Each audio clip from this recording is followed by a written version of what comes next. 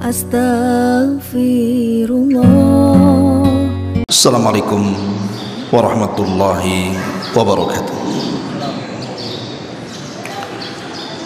Alhamdulillah wassalatu wassalamu ala Rasulillah wa ala alihi wa sahbihi wa mawalah wa la hawla wa la quwwata illa billahi wa ba'du.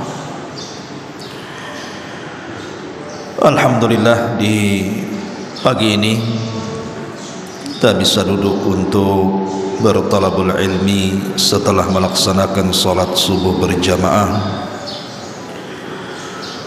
dan kita lanjutkan kajian kita tentang Qasasul Quran, di mana di pagi hari ini kita akan membahas surah Al-Maidah ayat 27 sampai 31. Allah Subhanahu wa ta'ala berfirman, wajlu alaihim naba abnai adama bilhaq idh qarraba qurbanan fatukubbila min ahadihima walam yutaqabbal minal akhar qala la aqtulannak qala innama yataqabbalu Allahu minal muttaqin la in basatta ilayya yadaka litaqtulani ma ana bibasiti yadiya ilayka liaqtulak inni akhafu Allah rabbal alamin inni uridu an tabu'a bi ismi wa ismika fatakuna min ashabin nar wa dzalika jazaa'u zalimin fatawwa'at lahu nafsuhu qatla akhihi faqatalahu fa asbaha minal khasirin faba'atha Allahu ghuraban yabhathu fil ardi liyuriyahu kayfa yuwari saw'ata akhi qala ya waylata a'ajaztu an akuna mithla hadzal ghurab fa uwariya saw'ata akhi fa asbaha minan nadimin. Ma'asyiral muslimin yang dimuliakan Allah Subhanahu wa ta'ala, ayat ini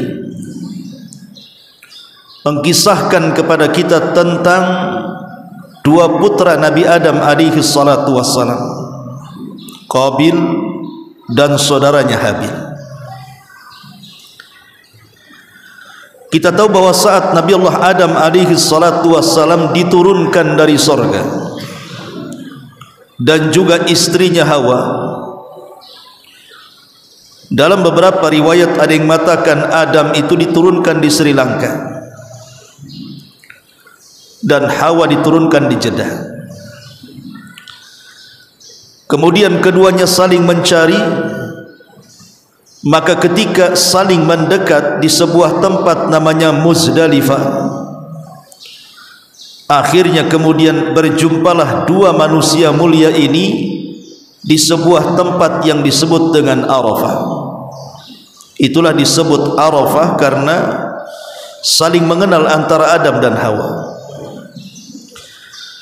Di tempat inilah Allah Subhanahu wa ta'ala ajarkan kepada keduanya lafaz-lafaz taubat,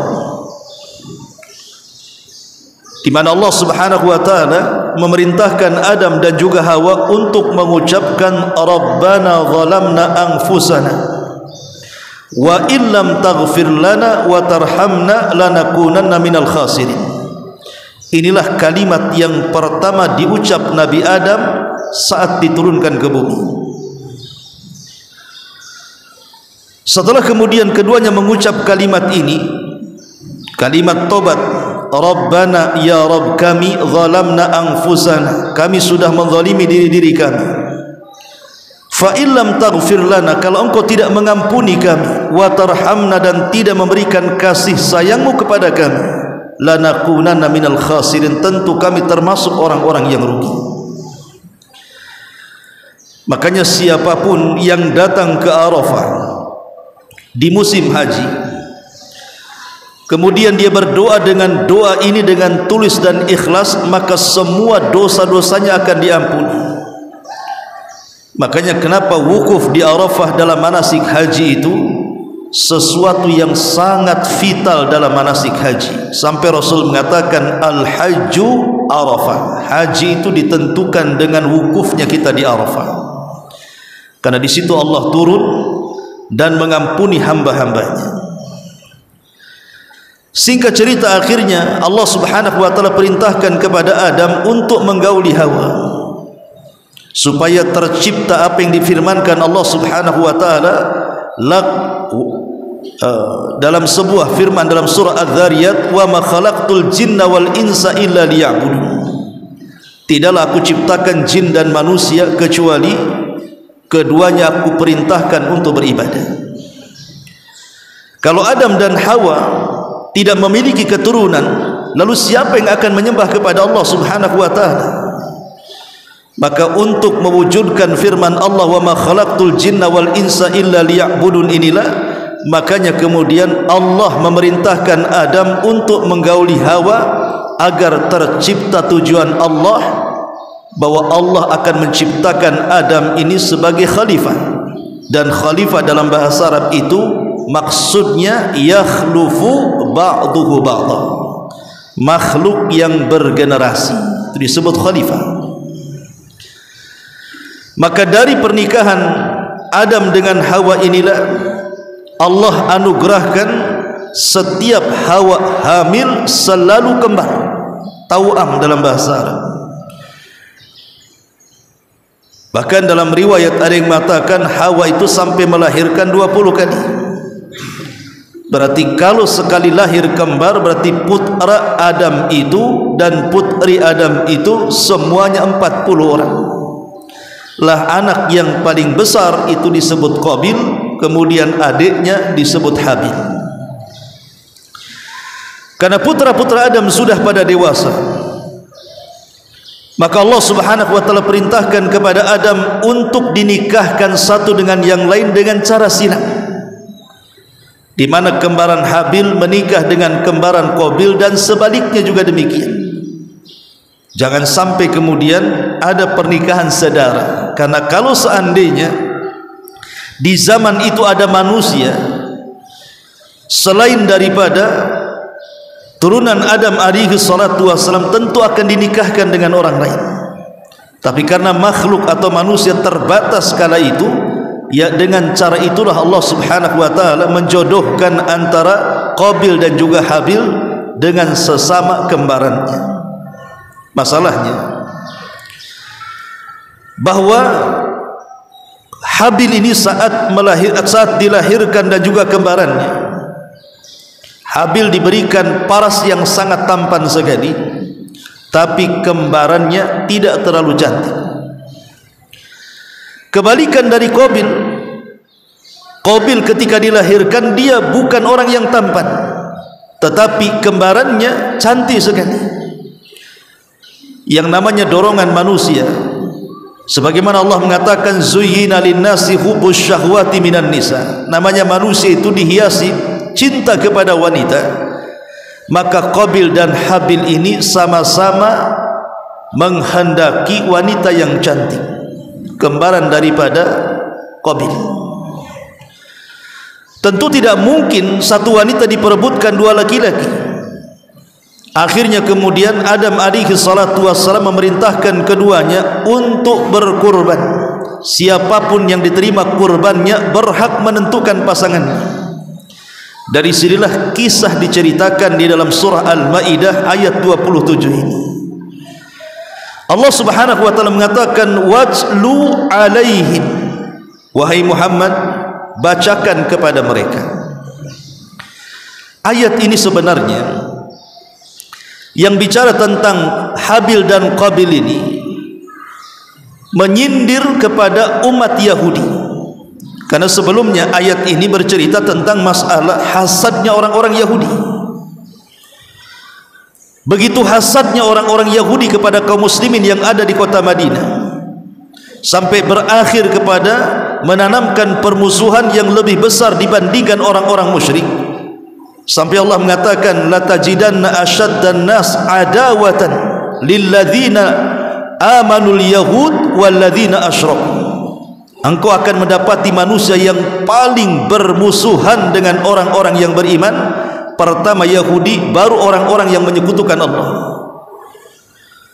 Lah orang-orang Yahudi ini sangat bermusuhan kepada kaum muslimin karena hasad mereka, di mana ketika mereka sudah ratusan tahun menunggu kenabian dari Bani Israel, rupanya Allah tidak takdirkan nabi akhir zaman itu dari Bani Israel, tetapi dari Bani Ismail, dari orang Arab. Dari sinilah orang-orang Yahudi hasad, berakhir dengan kedengkian, akhirnya tertanam permusuhan. Maka Allah subhanahu wa ta'ala memerintahkan Rasul untuk membaca kisahnya Habil dan Qabil ini kepada orang Yahudi, bahwa kalian ini persis seperti Qabil, seolah-olah Allah ingin katakan seperti itu. Makanya Allah subhanahu wa ta'ala katakan, watlu alaihi, bacakan wahai Muhammad kepada mereka orang-orang Yahudi itu. Apa yang dibacakan? Naba abnai Adam bil haq, tentang kisah dua putra Adam dengan kebenaran. Idz qarraba qurbanan, ketika keduanya berkurban. Ada yang mengatakan karena Habil ini kan sahibul masyiyah, suka berternak, makanya kemudian Habil berkurban dengan ternak kambing yang sangat-sangat besar sekali, layak untuk dikorbankan kepada Allah Azza wa Jalla. Karena Habil tahu innallaha jamil la innallaha jamilun, Allah itu indah dan Allah tidak menerima kecuali yang indah-indah. Innallaha tayyibun la yaqbalu illa tayyiban, Allah itu baik, tidak menerima kecuali yang baik-baik. Makanya Habil pun menyediakan kambing terbaik untuk disedekahkan dan dihadiahkan kepada Allah. Sementara Qabil tidak sebagaimana adiknya, karena dia adalah sahibuz zar'i, suka bertanam, bercocok tanam, berladang. Akhirnya dia pun memberikan kurban dengan kurban yang terburuk dari buah-buahan yang disedekahkan dan dihadiahkan kepada Allah. Tentu karena ada dorongan, kenapa dia tidak sedekah dengan buah-buahan yang baik? Karena sudah diawali dengan hasad. Ini kembaran saya yang berhak mengambilnya, kenapa pula kemudian Habil mengambilnya?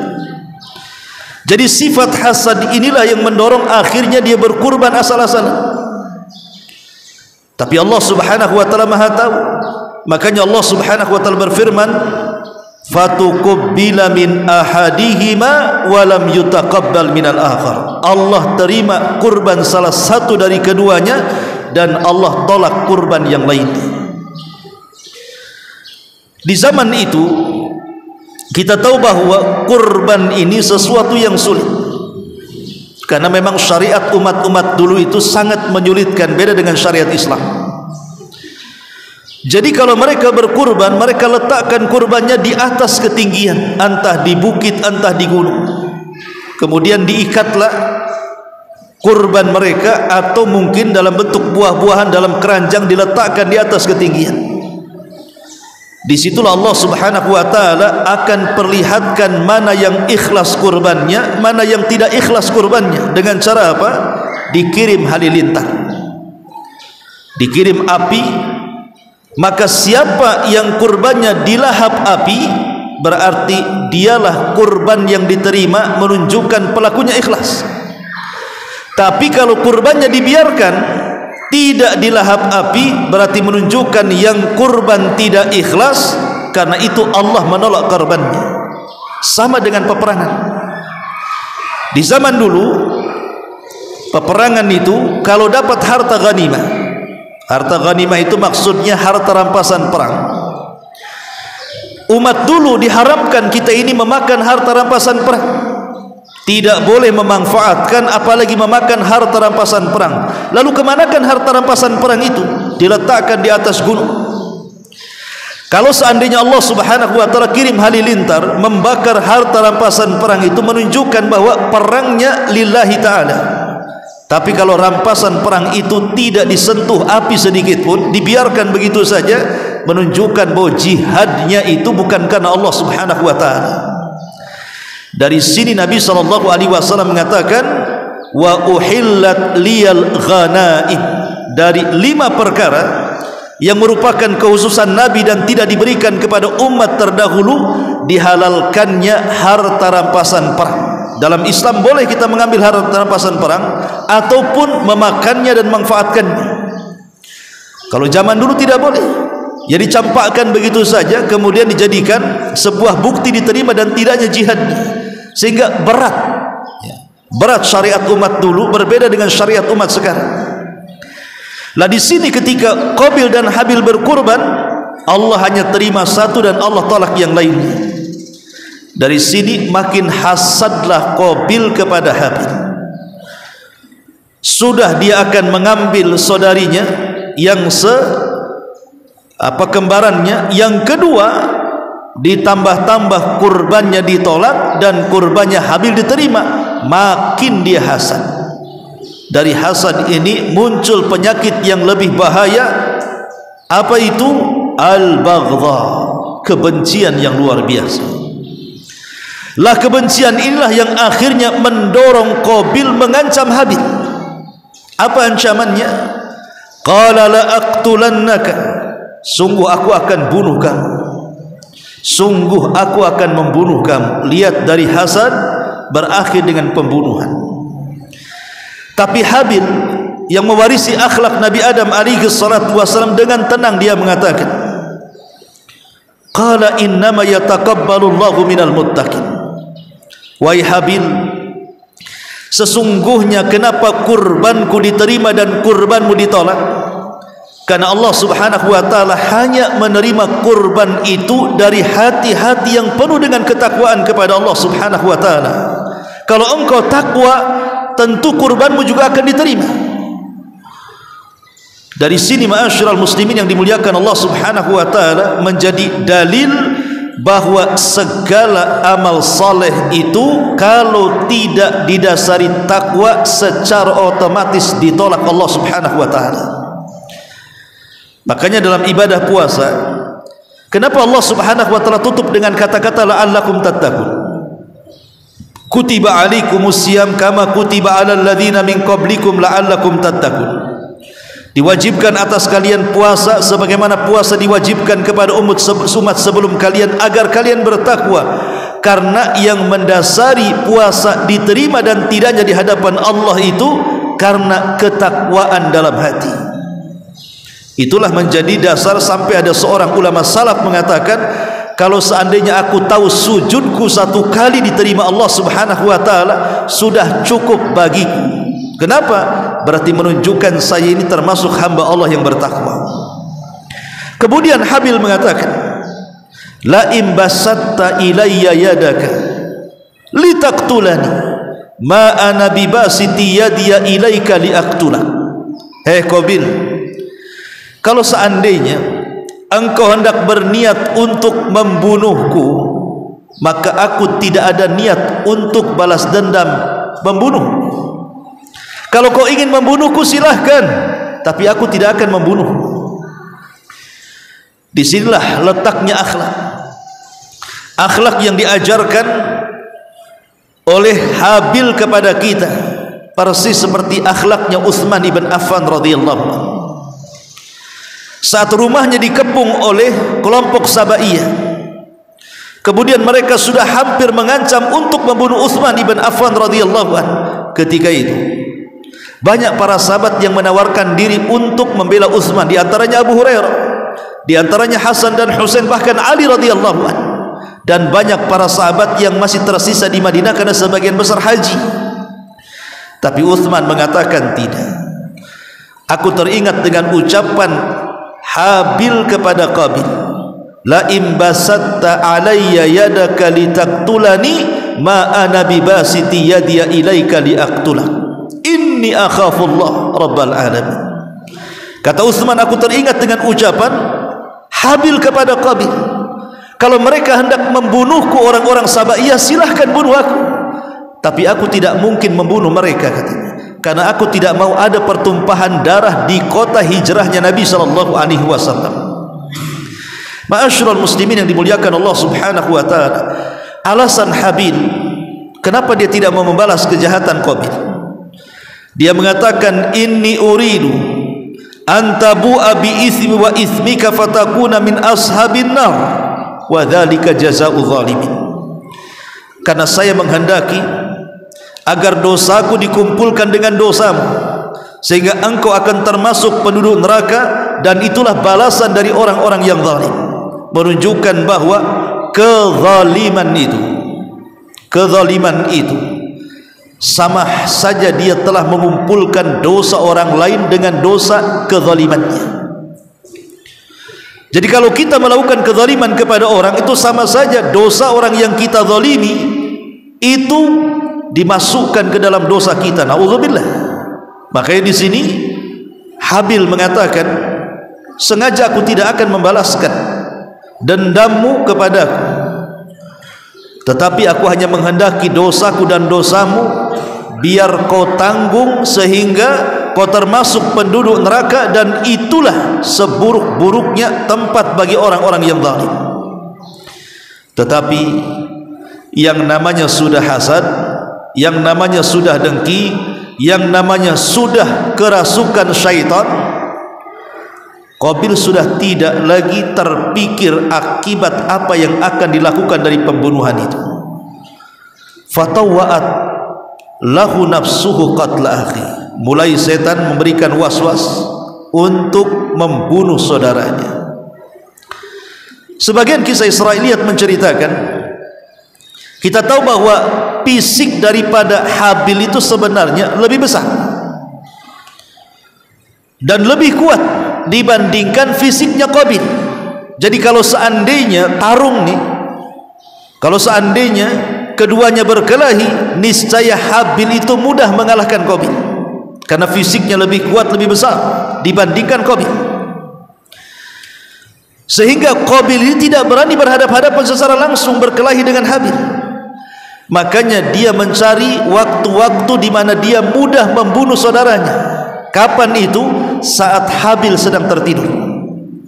Begitulah pengecutnya Qabil. Dia menanti-nanti kapan adiknya tidur, maka setelah ada kesempatan untuk membunuhnya, dia mengambil batu, kemudian membenturkan batu itu di kepalanya.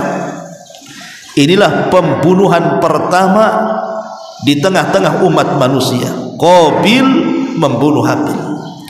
Maka Rasul mengatakan, siapapun setelah pembunuhan Qabil kepada Habil, maka semua dosa para pembunuh setelahnya sampai hari ini, bahkan sampai kiamat dibangkitkan, akan digabungkan kepada Qabil, karena dia awal man sannal qatlah, orang yang pertama kali mencontohkan bagaimana cara membunuh.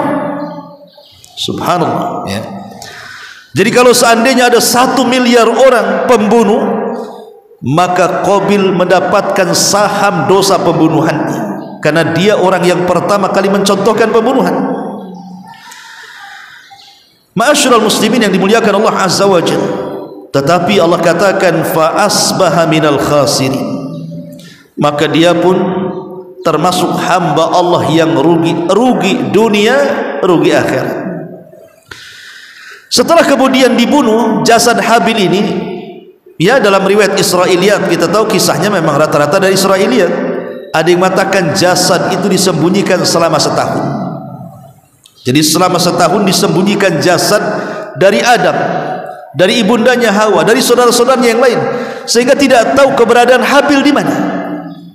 Sementara di sisi lain Qabil bingung macam mana dengan jasad yang disembunyikan ini, karena di zaman itu belum ada orang mati, belum ada orang yang terbunuh atau dibunuh, sehingga tidak kenal macam mana fardu kifayah. Macam mana kemudian dengan jasad orang yang mati harus diapakan? Lah sepanjang setahun itulah akhirnya Qabil ini stres, memikirkan jasad adiknya yang sudah dia bunuh. Apa yang harus dilakukan dengan jasad itu?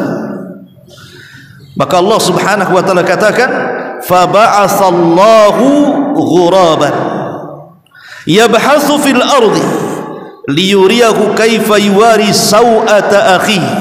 Tiba-tiba di satu waktu Qabil ini sedang duduk termenung, nampaklah ada burung gagak yang sedang berkelahi dengan kawan gagaknya.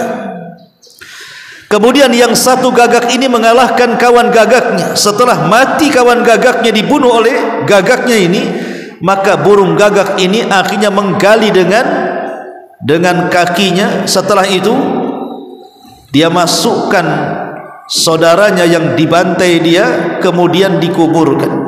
Dari situ terpikirlah oleh Qabil, itulah yang bisa dia lakukan dengan jasad adiknya Habil. Maka dia menyesal. Setelah 1 tahun dia bingung macam mana caranya dengan jasad adiknya itu.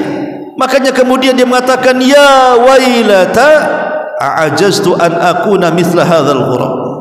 Duhai celaka aku, kenapa aku tidak seperti burung itu dari dulu, sejak terjadi pembunuhan itu? Kenapa baru sekarang katanya? Baru tahu caranya kemudian menguburkan orang yang sudah mati. Fa'uwariya sawata akhi, supaya aku bisa kemudian menutupi jasadnya. Maka Allah katakan, fa asbaha minan nadimin, dia pun termasuk orang-orang yang menyesal karena terlampau lama membiarkan jasad itu, sehingga dia stres hidupnya memikirkan tentang adiknya. Dan begitulah ikhwatu fiddin biasanya para pembunuh, maka dia akan dibayang-bayangi oleh orang yang telah dibunuhnya. Umumnya para pembunuh itu akan dibayang-bayangi oleh orang yang dia bunuhnya itu. Makanya betapa banyak orang-orang pembunuh itu stres. Situ kenal satu kawan di polisi. Ya namanya polisi dalam bertugas itu, ya bisa saja membunuh orang karena terpaksa atau membela diri dan begitu seterusnya gitu. Jadi bercerita, aku pernah membunuh 1 orang Ustaz gitu. Dan sampai hari ini saya tidak pernah lupa dengan kasus itu. Padahal ketika itu saya diserang dan saya tidak sengaja harus meletuskan pistol itu. Rupanya terkena bagian badan yang dengan peluru itu akhirnya dia meninggal. Sampai hari ini pada sudah 10 tahun lebih, aku tidak pernah lupa dengan peristiwa dan merasa bersalah. Ma'asyiral muslimin yang dimuliakan Allah Subhanahu wa taala, lah dari kisah ini ikhwatu fiddin dimuliakan Allah azza wa jalla, banyak pelajaran yang kita bisa petik dari kisah ini. Yang pertama, bahwa hasad itu adalah penyakit yang pertama kali terjadi di langit antara iblis dan Adam, dan yang pertama kali terjadi di bumi antara Qabil dan Habil. Inilah penyakit pertama yang ada di tengah-tengah manusia. Dan para ulama mengatakan, halakal hasid qabla al-mahsud. Terkadang orang yang hasad itu lebih hancur dibandingkan orang yang dihasadi. Di zaman Khalifah Mu'tasim, Khalifah Abbasiyah. Jadi Khalifah Mu'tasim ini dia suka dengan salah seorang badui. Dia kenalan dengan seorang badui. Rupanya badui ini ahli syair dan suka bercanda. Jadi saking senangnya Khalifah Mu'tasim kepada badui ini, karena dia pandai melantunkan syair dan suka bercanda juga, jadi sering-seringlah kemudian diundang ke istana untuk menghibur sang khalifah. Terkadang sang khalifah mendudukkan di sampingnya, terkadang bercanda sambil tertawa keduanya. Jadi ada salah satu menteri daripada Khalifah Mu'tasim itu hasad dalam hatinya. Kok bisa orang badui sedekat itu dengan khalifah? Bisa bercanda, bisa tertawa, sementara aku ini menterinya tidak pernah sedekat itu dengan khalifah. Rupanya menteri ini adalah menteri penjilat penguasa.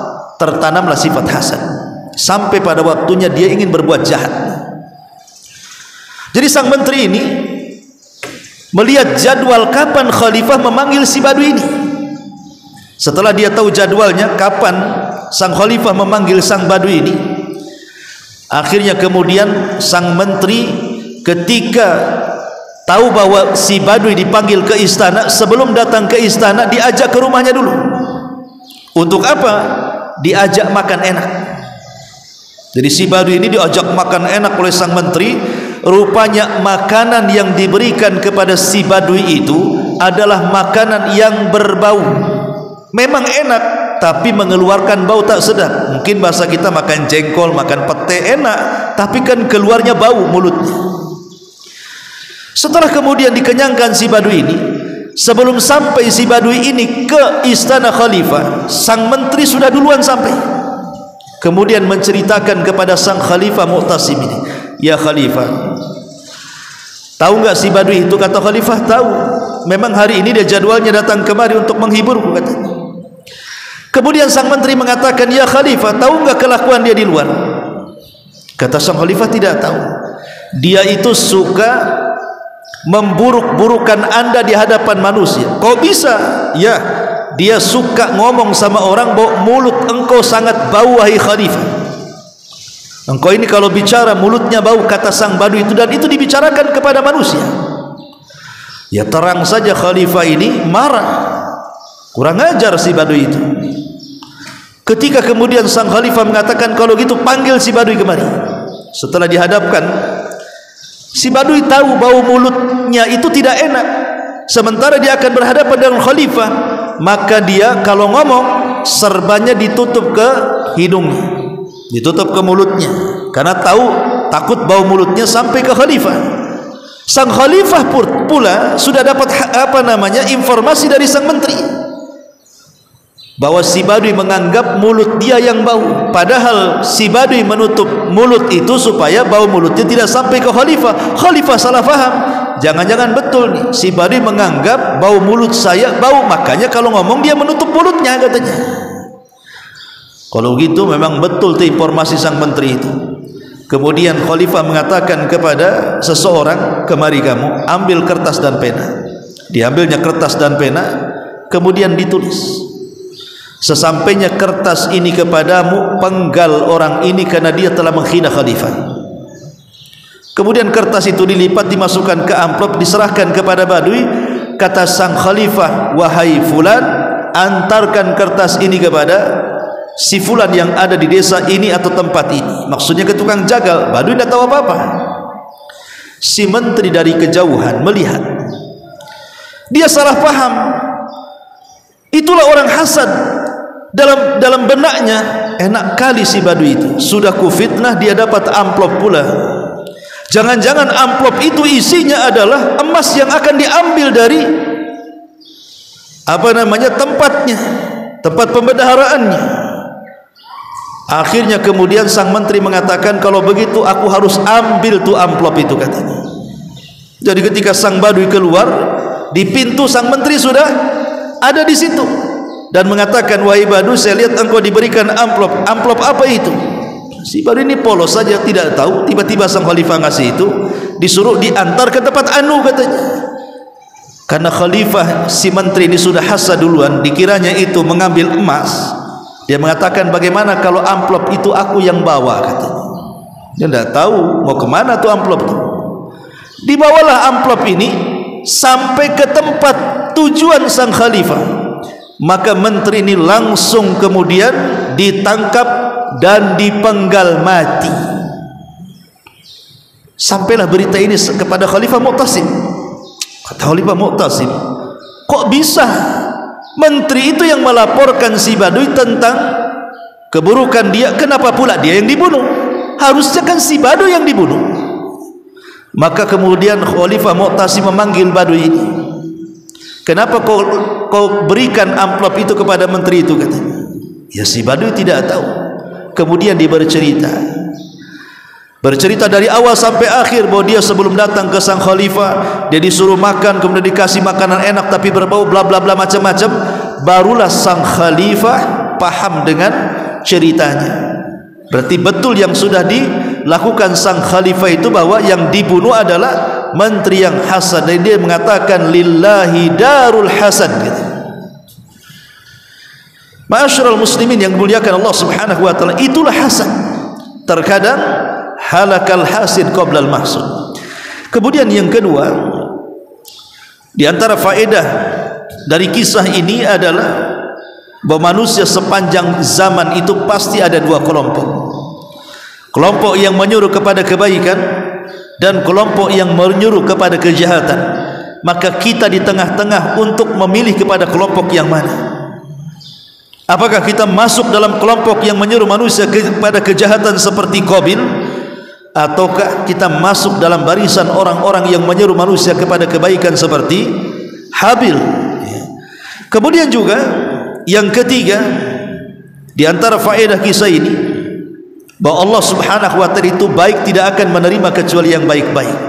Maka siapapun yang sedekah dengan kebaikan dan dengan zat yang baik, maka dipastikan Allah akan menerimanya. Dan termasuk akhlak seorang muslim juga tidak melampaui batas kepada orang yang melakukan kezaliman kepada kita. Andai ada orang yang melakukan kejahatan kepada kita, maka kita hanya boleh membalas sesuai dengan kejahatannya, tidak boleh lebih dari kejahatan yang dibuat dia kepada kita. Dan yang terakhir tentunya bahwa takwa adalah dasar utama dari seluruh amal saleh. Maka kalau amal saleh kita ingin berpahala, maka dasarilah amal itu dengan ketakwaan kepada Allah Subhanahu wa taala. Wallahu alam. Ini di antara faedah dari kisah Qabil dan Habil. Mudah-mudahan manfaatnya. Subhanaka bihamdika asyhadu an la ilaha illa anta astaghfiruka wa atubu ilaik. Allahu taala alam. Assalamualaikum warahmatullahi wabarakatuh.